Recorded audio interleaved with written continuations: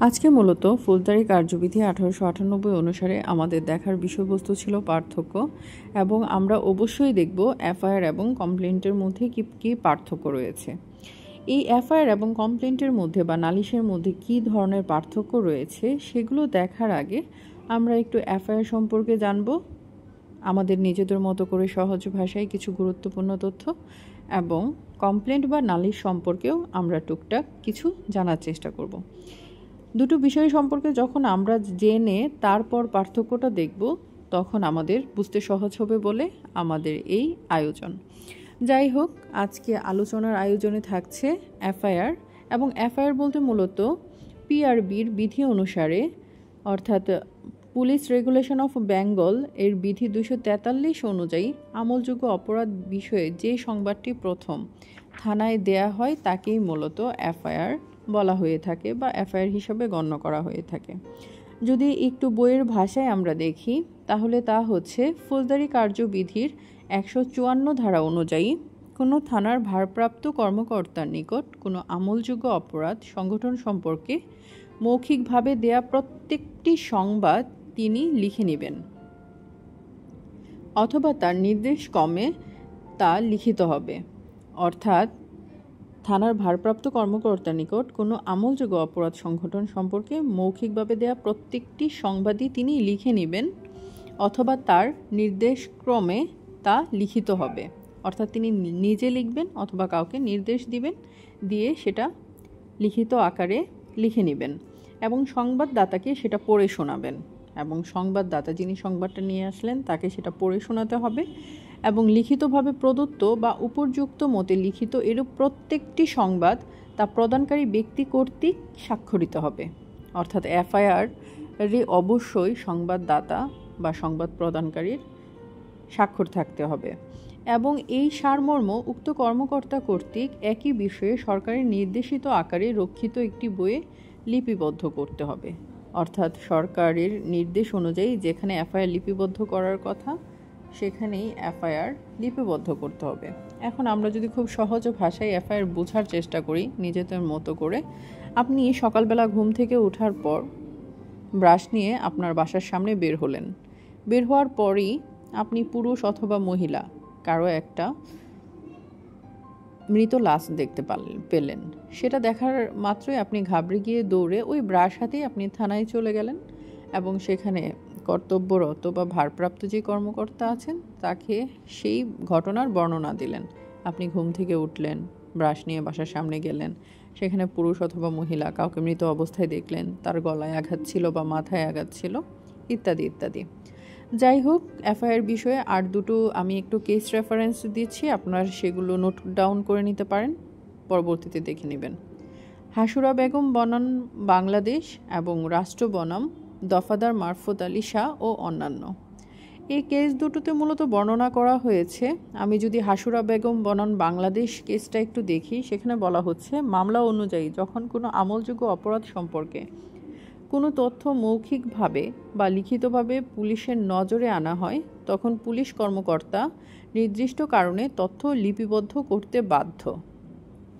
অর্থাৎ হাসুরা বেগম বনাম বাংলাদেশ এই কেসটাতে বা এই মামলাতে বলা হচ্ছে যখন কোনো আমলযোগ্য অপরাধ সম্পর্কে কোনো তথ্য মৌখিকভাবে বা লিখিতভাবে, অর্থাৎ এফআইআর আমরা লিখিতভাবেও জমা দিতে পারবো এই কেসের মাধ্যমে, সেটা সুস্পষ্ট, পুলিশের নজরে আনা হয়, তখন পুলিশ কর্মকর্তা নির্দিষ্ট কারণে তথ্য লিপিবদ্ধ করতে বাধ্য।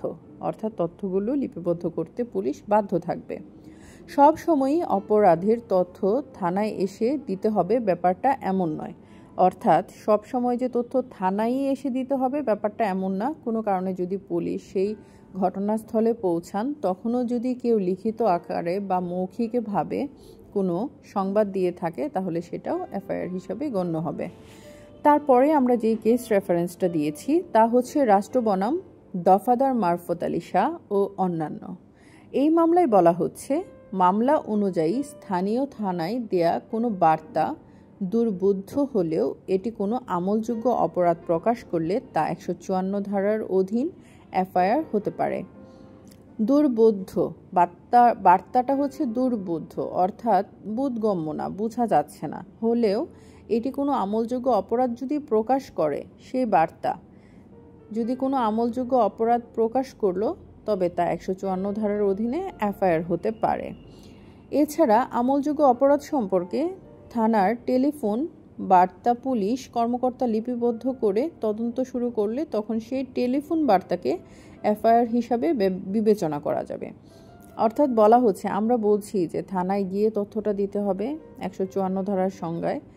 আবারও বলছি যে সেটা হচ্ছে মৌখিক হতে পারে। মৌখিক হলে পুলিশ ভারপ্রাপ্ত কর্মকর্তা সেটা লিখে নেবেন এবং লিখে সেই সংবাদদাতাকে পড়ে শোনাবেন এবং তিনি সেটাতে স্বাক্ষর করবেন। এখন আমরা এমন একটা আমলযোগ্য অপরাধের কথা শুনলাম যা কিনা আমাদেরকে টেলিফোন বার্তায় দেয়া হলো এবং পুলিশ কর্মকর্তা টেলিফোন বার্তায় সেই আমলযোগ্য অপরাধের তথ্যটি লিপিবদ্ধ করলেন এবং তদন্ত শুরু করলেন এবং তদন্ত করার পর তিনি তার সত্যতা খুঁজে পেলেন। তখন সেই যে টেলিফোন বার্তা সেটাই এফআইআর হিসাবে বিবেচনা করা যাবে বা গণ্য হবে। এটাই বলা হয়েছে মূলত রাষ্ট্র বনাম দফাদার মারফত আলী শাহ ও অন্যান্য কেসে। যাই হোক, তারপরে আমরা চলে আসি এফআইআর এর কিছু বৈশিষ্ট্যতে। এফআইআর এর বৈশিষ্ট্যগুলো মূলত হলো আমলযোগ্য অপরাধের ক্ষেত্রে এফআইআর দাখিল করতে হবে, অর্থাৎ কেবলমাত্র আমলযোগ্য অপরাধের ক্ষেত্রেই এফআইআর দাখিল করা হয়ে থাকে। আমলযোগ্য অপরাধের সম্পর্কে জানে এমন যে কোনো ব্যক্তি এফআইআর দাখিল করতে পারবে। এফআইআর দাখিল করতে হয় থানার ভারপ্রাপ্ত কর্মকর্তার নিকট, যেটা কিনা আমরা সংজ্ঞায়ও পড়েছি, এখন আমরা বৈশিষ্ট্যতেও দেখছি। অবশ্যই সেটা ভারপ্রাপ্ত থানার কর্মকর্তার নিকটই দিতে হবে। এফআইআর হলো সরকার কর্তৃক নির্ধারিত বিপি ফর্ম নং বাংলাদেশ, অর্থাৎ বাংলাদেশ পুলিশ ফর্ম নামে পরিচিত, এবং এফআইআর এর ক্ষেত্রে সংবাদদাতাকে থানার পুলিশ কর্মকর্তার কাছে শপথ করতে হয় না, অর্থাৎ এফআইআর দেওয়ার সময় পুলিশ কর্মকর্তার কাছে কোনো শপথপূর্বক কোনো তথ্য দিতে হয় না। অ্যাজ ইউজুয়াল স্বাভাবিকভাবে আপনি যা দেখেছেন বা শুনেছেন বা আপনি তৎক্ষণাৎভাবে যা উপলব্ধি করেছেন সেটা আপনি বলে দিবেন, সেটা লিখিত আকারে লিখে আপনার স্বাক্ষর নেওয়া হবে, দ্যাটস ইট। তারপর বলা হচ্ছে এফআইআর এ সংবাদদাতার স্বাক্ষর থাকতে হয়, যেটা আমি মাত্র বললাম। এফআইআর এর মাধ্যমে দাখিলকৃত মামলা জিআর অর্থাৎ জেনারেল রেজিস্টার মামলা নামে পরিচিত, অর্থাৎ এফআইআর এর মাধ্যমে দাখিল করা হবে যেই মামলা তাকে সাধারণত কি মামলা বলা হয়ে থাকে। এই ধরনের যদি কোনো এমসিকিউ আসে তাহলে আপনারা এমসিকিউতে হচ্ছে উত্তর দাগাবেন জেনারেল রেজিস্টার মামলা নামে পরিচিত, অর্থাৎ এফআইআর মামলা হচ্ছে এফআইআর এর মাধ্যমে দাখিলকৃত মামলা জিআর মামলা নামে পরিচিত হবে। এফআইআর এর মাধ্যমে মামলা রুজু করে পুলিশ ম্যাজিস্ট্রেটের অনুমতি ছাড়া তদন্ত শুরু করতে পারে। এবং 154 ধারায় যদি আমরা এফআইআর আলোচনা করি তাহলে সেখানে এটাও একটা খুব ভাইটাল বৈশিষ্ট্য বা ক্যারেক্টারিস্টিক্স এফআইআর এর, তা হচ্ছে এফআইআর তদন্তের ক্ষেত্রে, অর্থাৎ আমলযোগ্য, যেহেতু এফআইআর আমলযোগ্য অপরাধ ছাড়া দায়ের করা যাচ্ছে না, এবং আমলযোগ্য অপরাধের ক্ষেত্রে পুলিশ যখন তদন্ত করবে তখন ম্যাজিস্ট্রেটের অনুমতি নেওয়ার কোনো দরকার নেই। তিনি সরাসরি আমলযোগ্য অপরাধের কোনো তথ্য পেলে তিনি তৎক্ষণাৎ সে বিষয়ে তদন্ত করতে পারেন। কিন্তু অপরাধটা যদি আমলযোগ্য না হয় সেই ক্ষেত্রে ম্যাজিস্ট্রেটকে অবশ্যই পুলিশকে ম্যাজিস্ট্রেটের অনুমতি নিতে হয়। যাই হোক, এখন আমরা যদি একটু ভিডিওতে যেই এফআইআর এর গুরুত্ব সম্পর্কে উল্লেখ করা হয়েছে সেটা একটু আলোকপাত করি, তাহলে সেখানে বলা হচ্ছে এফআইআর এর গুরুত্বতে প্রথমেই আমরা উল্লেখ করতে পারি এফআইআর কোনো অপরাধের সবচেয়ে আগের সংবাদ বলে এর গুরুত্ব আসলে অত্যাধিক বা অপরিসীম।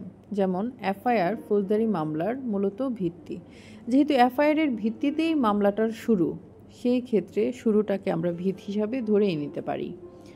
তারপর বলা হচ্ছে এফআইআর এর উপর ভিত্তি করে মামলার তদন্ত কাজ শুরু করা হয়, অর্থাৎ আমলযোগ্য অপরাধের ক্ষেত্রে যখনই এফআইআর দায়ের করা হলো বা পুলিশ তথ্যটা পেলেন সাথে সাথেই তিনি ম্যাজিস্ট্রেটের কোনো ধরনের পারমিশন বা অনুমতি ছাড়াই তদন্ত কাজ শুরু করতে পারেন।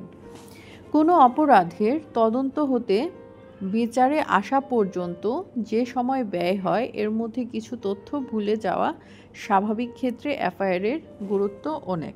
অর্থাৎ কোনো অপরাধের তদন্ত হতে বিচারে আসা পর্যন্ত যে সময় ব্যয় হয়, অর্থাৎ যেটুকু সময় ব্যয় হলো, এর মধ্যে কিছু তথ্য ভুলে যাওয়া স্বাভাবিক। এক্ষেত্রে এফআইআরের গুরুত্ব অনেক। অর্থাৎ একটা হচ্ছে অপরাধের তদন্ত কাজ শুরু হলো, এখন সেটা বিচার পর্যন্ত আসবে, আসতে আসতে নিশ্চয়ই অনেকটা সময় লাগবে। এখন এই যে ব্যয়িত সময়, এই সময়ের মধ্যে কিছু তথ্য ভুলে যাওয়া স্বাভাবিক। এক্ষেত্রে এফআইআর যেহেতু লিখিত আকারে হয় এবং সেখানে সংবাদদাতার স্বাক্ষর থাকে, সেই ক্ষেত্রে যখন এফআইআর পুনরায় আবার সংবাদদাতাকে পড়ে শোনানো হয়, তখন তিনি ওই যে রিফ্রেশিং মেমোরি আমরা পড়েছি সংজ্ঞা, অনেকটা ঠিক সেরকম, তখন এটা থেকে অনেক তথ্য আবার নতুন করে জানা যায় বা মনে করা যায় বা তার ভিত্তিতে তদন্ত করা যায়। এটাই মূলত বলা হয়েছে। তারপর বলা হচ্ছে এফআইআরে ঘটনার প্রয়োজনীয় বিবরণ লিপিবদ্ধ থাকে বলে সাক্ষ্য প্রদান ও গ্রহণে সুবিধা হয়। অর্থাৎ এফআইআরে যেহেতু ঘটনার প্রয়োজনীয় মানে এ টু জেড সব বিবরণ থাকে এবং সেটা লিখিত আকারে লিপিবদ্ধ থাকে, তাই তা সাক্ষ্য প্রদান এবং গ্রহণে অনেকটাই সুবিধাজনক হয়ে ওঠে বা সহজ হয়ে ওঠে। এফআইআরের গুরুত্বে তারপরেই আমরা যা দেখছি তা হচ্ছে এফআইআর থাকার কারণে মামলার মিথ্যা বিষয় সাজানো সম্ভব হয় না। অর্থাৎ একটা মামলা তদন্ত শুরুর পর বিচারে যেতে যেতে সেটা অনেক সময় হয় না যে আমরা বলি রাজার একটা কালো ছেলে হয়েছিল, তারপর বলেছিল যে রাজার কান নিয়ে গিয়েছে চিলে, অনেকটা ব্যাপারটা সেরকমই। এখন তদন্ত পর্যায়ে শেষ হয়ে বিচারে আসতে আসতে যাতে মামলার কোনো নতুন করে মোড় না পায় বা নতুন করে কোনো কিছু যোগ না করা যায় বা সাজানো না যায়, তার কারণে এফআইআর খুব গুরুত্বপূর্ণ বা ভাইটাল রোল প্লে করে। কারণ সংবাদদাতা আগে যা বলেছে পরবর্তীতে কোনো হুমকি বা কোনো ধরনের লোভে পড়ে বা কোনো ধরনের প্রলোভনে এটা যেন আর তিনি পরিবর্তন করতে না পারেন, এর জন্যই মূলত এফআইআর লিখিতভাবে সংরক্ষণ করা এবং সেটাতে সংবাদদাতার সাক্ষ্য নেওয়া খুব জরুরি। এফআইআর কোনো প্রকৃত প্রমাণ নয়। অর্থাৎ এফআইআর দায়ের করার পরই কোনো অপরাধী হয়ে যায় না, এটা প্রকৃত কোনো প্রমাণ নয়। প্রসিকিউশন মামলা শুরুতে কি ছিল এবং পরবর্তীতে বিভিন্ন পর্যায়ে সাজানো কিছু করা হয়েছে কিনা বা মামলার কোনো বিষয় থেকে সরে এসেছে কিনা তা আদালতকে দেখানোর জন্য মামলার প্রথম ভাষ্য হিসাবে এফআইআর গুরুত্ব বহন করে। অর্থাৎ এফআইআর যদিও কোনো প্রকৃত প্রমাণ নয়, এক্ষেত্রে আসতে পারে যে এফআইআর কি কোনো প্রকৃত প্রমাণ হিসাবে মামলার মানে এফআইআরের ভিত্তিতে সাজা দেওয়া যায় কিনা বা এফআইআর কোনো মামলার প্রকৃত প্রমাণ কিনা, প্রসিকিউশন এর ভিত্তিতে শাস্তি দিতে পারে কিনা, আসলে পারে না। এই ক্ষেত্রে উত্তর হচ্ছে একদমই পারে না। এফআইআর কোনো প্রকৃত প্রমাণ নয়। প্রসিকিউশন মামলা শুরুতে কি ছিল এবং পরবর্তী পর্যায়ে সাজানো কিছু করা হয়েছে কিনা, অর্থাৎ এটা চেঞ্জ হয়ে গিয়েছে কিনা বা মামলার কোনো বিষয় থেকে সরে আসছে কিনা, মানে মার্ডারের মামলা আবার গ্রিভিয়াস হার্ট করে ফেলা হচ্ছে কিনা, এই ধরনের মানে এক ধারা থেকে অন্য ধারায় চলে যাচ্ছে কিনা, এইগুলো আদালতকে দেখানোর জন্য মামলার প্রথম ভাষ্য হিসাবে এফআইআর খুব গুরুত্ব বহন করে। তারপরই বলা হচ্ছে এফআইআরের ব্যবহার সম্পর্কে, যেখানে বলা হচ্ছে আমলযোগ্য অপরাধের তদন্ত শুরু করার জন্য এফআইআর ব্যবহার করা হয়ে থাকে। আমলযোগ্য অপরাধের বিচার কার্যে এফআইআর সহায়তা করে। এত সময় ধরে আমি এই যে এত কথা বলছি, ঘুরে ফিরে কথা কিন্তু একটাই, এফআইআর মানেই আমলযোগ্য অপরাধের ক্ষেত্রে তদন্ত শুরু করার জন্য ব্যবহার করা হবে। আমলযোগ্য অপরাধের অর্থাৎ আমলযোগ্য অপরাধ এফআইআর, আমলযোগ্য অপরাধ এফআইআর, এই দুটো কথা আপনারা সব সময় মনে রাখবেন। এফআইআর তখনই দায়ের হয় যখন হচ্ছে অপরাধটা হয় আমলযোগ্য। আমলযোগ্য অপরাধীর বিচার কার্যে এফআইআর সহায়তা করে। এফআইআরের ব্যবহারে তারপরে বলা হচ্ছে তৃতীয়ত, এফআইআর ব্যবহার করে আদালত ঘটনার প্রথম বিবরণ জানতে পারে। মানে শুরুতেই আপনি কি বলেছিলেন, আপনার বর্ণনায় কি ছিল, বিষয়টা আসলে মার্ডারের ছিল কি না, এই সব তথ্য হচ্ছে এফআইআরে শুরুতে আপনি যা দিয়েছিলেন তা হচ্ছে পরবর্তীতে বিচার কার্যেও খুব ভাইটাল রোল প্লে করে। পরবর্তীতে বলা হচ্ছে সংবাদদাতার সাক্ষ্যের সমর্থনে এফআইআর ব্যবহার করা হয়, অর্থাৎ যে সংবাদটা দিল তার সাক্ষ্যের সমর্থনে, মানে সে যে সাক্ষী দিচ্ছে তার সমর্থনে এফআইআর ব্যবহার করা হয়। পরবর্তীতে বলা হচ্ছে ফৌজদারি মামলার বিচারে দেয়া মৌখিক সাক্ষ্যকে সমর্থন করার লক্ষ্যে এফআইআর একটি অত্যন্ত গুরুত্বপূর্ণ এবং মূল্যবান প্রমাণ, কারণ এফআইআরে নেই অথচ প্রসিকিউশন পক্ষের সাক্ষীরা বক্তব্য হিসাবে দিয়েছে এমন বিষয় বিচারের সময় সাজানো বা বানানো বলে বিবেচিত হয়। এফআইআর এর জন্যই আসলে এফআইআরকে যে কোনো একটা ক্রিমিনাল মামলার ভিত্তি বলা হয়, কারণ অনেক সময় হয় কি প্রসিকিউশন পক্ষের সাক্ষীরা বক্তব্য হিসাবে দিয়েছে এমন বিষয় বিচারের সময় সাজানো বা বানানো বলে বিবেচিত হবে, যেহেতু সেটা এফআইআরে ছিল না। এফআইআরে নেই অথচ প্রসিকিউশন পক্ষের সাক্ষীরা বক্তব্য হিসাবে দিয়েছে এমন কোনো বক্তব্য আসলে তারপর আর আদালত গ্রহণ করে থাকেন না। ফৌজদারি কার্যবিধির 157 ধারা এর অধীনে সাক্ষ্যকে সমর্থন করতে সাক্ষ্য আইনের 145 ধারার অধীন সংবাদদাতার সাক্ষ্যের বিরোধিতা করার জন্য এটি ব্যবহার করা হয়ে থাকে। আমরা এর আগে যে লাস্ট টপিক পড়েছিলাম 157 ফৌজদারি কার্যবিধির 157, যেখানে বলা হয়েছে সমর্থনমূলক সাক্ষ্য, এই কথাটা যে শুধু কেবল এফআইআরের ক্ষেত্রে আসে তা কিন্তু না।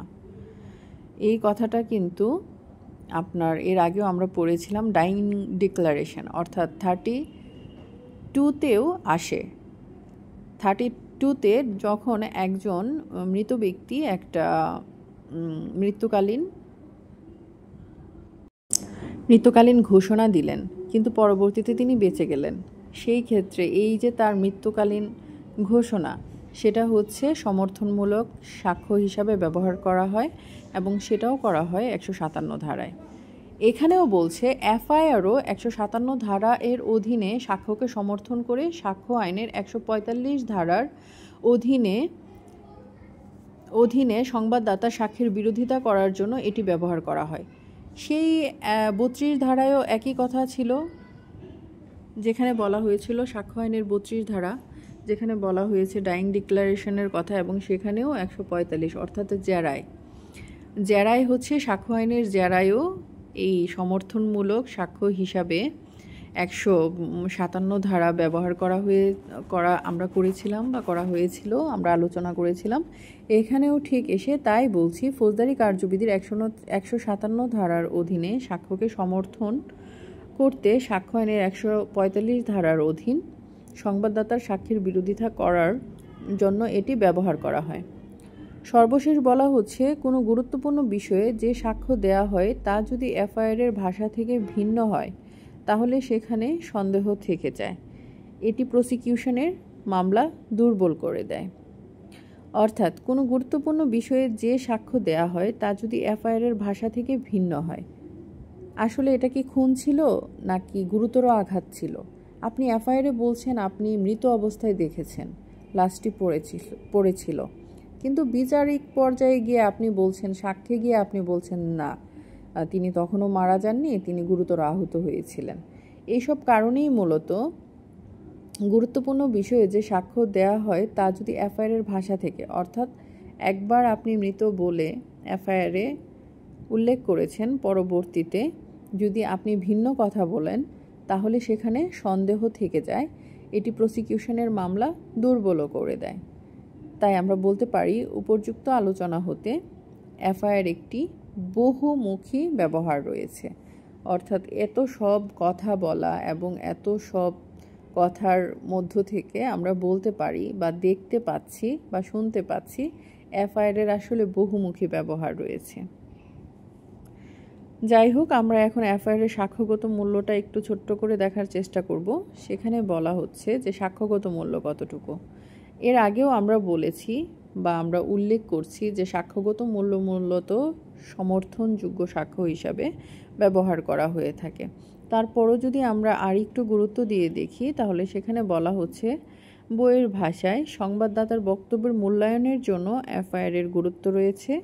এফআইআর আমলযোগ্য ঘটনা সম্পর্কে বিবরণ বিধায় এর যথেষ্ট সাক্ষ্যমূল্য রয়েছে। একজন অভিযুক্তকে এফআইআরের উপর ভিত্তি করে আচ্ছা, বইয়ের ভাষায় যা লেখা আছে বা শিটের ভাষায় যা লেখা আছে আমি আপনাদেরকে ছবি তুলে দিয়েছি, আপনারা দেখে নেবেন। আমি একটু সহজ ভাষায় বলি সাক্ষ্যগত মূল্য আসলে কতটুকু। তা হচ্ছে প্রশ্নবিদ্ধ হতে পারে। এফআইআরে আপনি যা উল্লেখ করছেন প্রশ্নবিদ্ধ হতে পারে, এই কথাটা মনে রাখবেন। সাক্ষ্যগত মূল্যতে আপনি এই একটা কথা মনে রাখবেন যে সাক্ষ্যে গিয়ে আপনি যদি এফআইআরের বাইরে কোনো একটা কথা বললেন সেই ক্ষেত্রে তা প্রশ্নবিদ্ধ হবে। তাই এর সাক্ষ্যগত মূল্য কতটুকু এই একটা কথার ধারাই কিন্তু আমরা বুঝতে পারছি। অর্থাৎ এফআইআরের বাইরে গিয়ে যখন আমরা কোনো একটা কথা বলবো সাক্ষ্য হিসাবে তখন তা প্রশ্নবিদ্ধ হয়ে যাবে। তার মানে এফআইআরের যেমন বহুমুখী ব্যবহার রয়েছে, ব্যবহারে আমরা দেখেছি, ঠিক তেমনি তার সাক্ষ্যগত মূল্যও অনেক বেশি। এফআইআর হলো সম্পূর্ণ সাক্ষ্য প্রমাণের একটি অংশ, অর্থাৎ এফআইআরকে মূলত সম্পূর্ণ সাক্ষ্য প্রমাণের একটি অংশ হিসাবে উল্লেখ করা হচ্ছে এবং সাক্ষ্য প্রমাণ পর্যালোচনা করেই মূলত এটিকে মূল্যায়ন করতে হয়। এবং সংবাদদাতা আদালতে সাক্ষ্য দেওয়ার সময় এফআইআরের বাইরে গিয়ে যদি কিছু বলে তখন ঘটনার সত্যতা সম্পর্কে বিশাল এক সন্দেহ সৃষ্টি হবে। তখন যদি অন্য সাক্ষীদের বক্তব্য এফআইআরের সাথে সঙ্গতিপূর্ণ হয় তাহলে ওই সাক্ষীদের আসলে বিশ্বাস করা হয়ে থাকে। তাতে ঘটনার প্রমাণিত হলে আসামিদের শাস্তি দেওয়া হয়ে থাকে। এফআইআরে যে তথ্য থেকে আসলে বিচ্যুতি ঘটলে তা থেকে অভিযুক্ত সুবিধা পাবে। অর্থাৎ এফআইআরে দেওয়া তথ্য থেকে যদি কোনো ধরনের বিচ্যুতি ঘটে তা থেকে আসলে অভিযুক্ত সুবিধা পেয়ে থাকে। যদি এমন হয় যে এজাহার দায়ের করার সময় কোনো একটি বিষয় এজাহারকারীর জানা ছিল না, তবে পরবর্তীতে তিনি সেটা জানতে পারলেন, সেই বিষয়টি আদালতে সাক্ষ্য দেওয়ার সময় উল্লেখ করতে পারবে। কিন্তু একদমই এফআইআরের বাইরে গিয়ে কিছু একটা বলা সেটা আসলে সম্ভব না। তবে এজাহার দায়ের করার সময় যে বিষয় জানা ছিল তা এজাহারে উল্লেখ করা না হলে আদালত সাক্ষ্য হিসাবে ওইরূপ বক্তব্য আসলে প্রশ্নবিদ্ধ মনে করেন। এজাহার এফআইআর একই বিষয়, আমি এজাহার বলাতে আপনারা গুলিয়ে ফেলবেন না। অর্থাৎ মানে এফআইআরকে প্রশ্নবিদ্ধ করা, যেটা আমি আগেও বলছি যে বাইরে গিয়ে কোনো বক্তব্য প্রদান করা যাবে না। এফআইআরের বাইরে গিয়ে আসলে কিছু আপনি পরবর্তীতে সাক্ষ্যে বা বিচারিক পর্যায়ে কিছু বলতে পারবেন না। কিন্তু আসামিরা শক্তিশালী ও ভয়ঙ্কর হলে এজাহারকারীর প্রাণের ভয়ে তারা নাম এজাহারে উল্লেখ না করলে পরবর্তীতে সাক্ষ্য দেওয়ার সময় বলতে পারবে। অর্থাৎ যখন হচ্ছে এফআইআরটা দায়ের করা হচ্ছে আসামি পক্ষ হচ্ছে খুব বেশি শক্তিশালী এবং ভয়ঙ্কর। এখন তারা হচ্ছে যেহেতু গ্রেফতার হয়নি বা তাদের বিরুদ্ধে কোনো ওয়ারেন্ট জারি হয়নি, এই অভিযোগের আমলযোগ্য অপরাধের তদন্তও হচ্ছে না বা পুলিশ কোনো ধরনের পদক্ষেপ নেয়নি, সেই অবস্থায় যদি উল্লেখ করে কোনো সাক্ষী যে আমি প্রাণের ভয়ে তখন বলিনি, এখন এই যে তাদের নাম উল্লেখ করলাম, সেক্ষেত্রে সেটা গ্রহণীয় হবে এবং পরবর্তীতে সাক্ষ্য দেওয়ার সময় সেটা বললে আদালতটা যদি যুক্তিযুক্ত বা সত্যি বলে মনে করেন তাহলে তা গ্রহণ করতে পারবেন।